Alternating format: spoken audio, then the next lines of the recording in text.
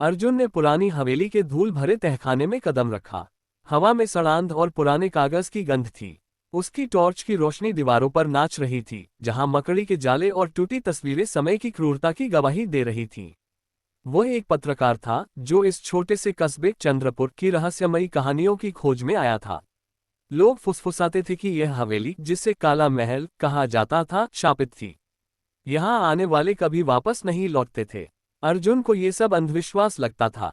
उसका मकसद था एक सनसनीखेज लेख लिखना जो उसके करियर को नई ऊंचाइयों तक ले जाए। तहखाने में एक पुरानी लकड़ी की अलमारी थी जिसके दरवाजे पर धूल की मोटी परत जमी थी। उसने दरवाजा खोला तो एक चमड़े की बंधी किताब नीचे गिरी। उसने किताब उठाए। उसका कवर काला और चिकना था, जैसे किसी जानवर की खाल से बना हो। सामने लिखा था, जिनका नाम यहाँ है वे मृत्यु को गले लगाएंगे।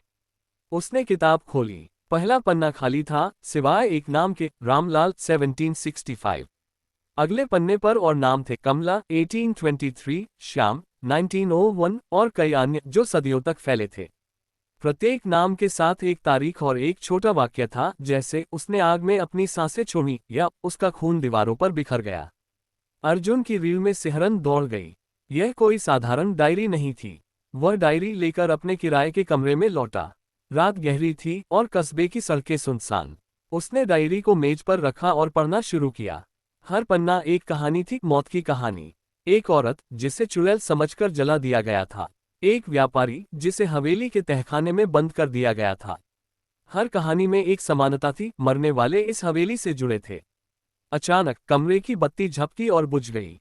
अर्जुन ने टॉर्च जलाई, लेकिन उसकी रोशनी कमजोर थी। कमरे में ठंड बढ़ने लगी। उसने पीछे मुड़कर देखा। आईने में उसकी परछाई थी, लेकिन कुछ गलत था। परछाई हिल रही थी जबकि वह स्थिर था। परछाई के होंठ हिलने लगे और एक फुसफुसाहट गूंजी, अर्जुन। उसका दिल जोर जोर से धड़कने लगा।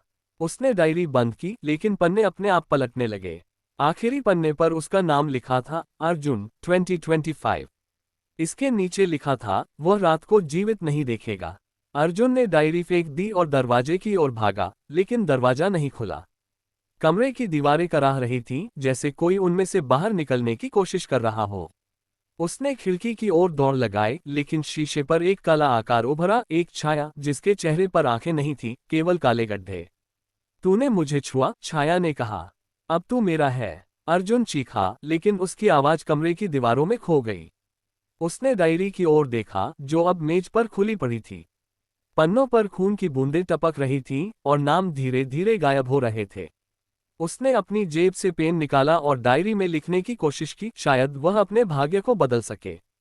लेकिन जैसे ही उसने लिखना शुरू किया, उसका हाथ कांपने लगा। पेन से खून बहने लगा। रात के सन्नाटे में हवेली की छाया कस्बे पर मंडराने लगी। अगली सुबह अर्जुन का कमरा खाली था। उसका सामान, उसकी नोटबुक, सब गायब था।